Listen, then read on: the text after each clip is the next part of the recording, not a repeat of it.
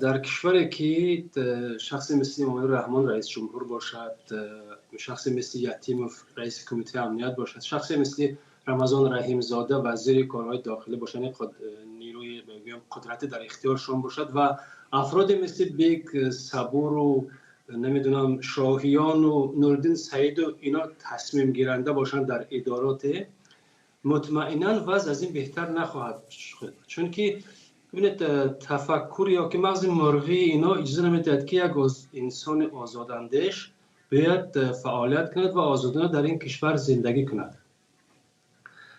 شما در تاجیکستان همه ما شما بودیم، شما مثلا کسی در این حکومت میشناسید که تصمیم گیرنده باشد و آزاداندیش باشد، تحملگرا باشد، روشن فکر باشد؟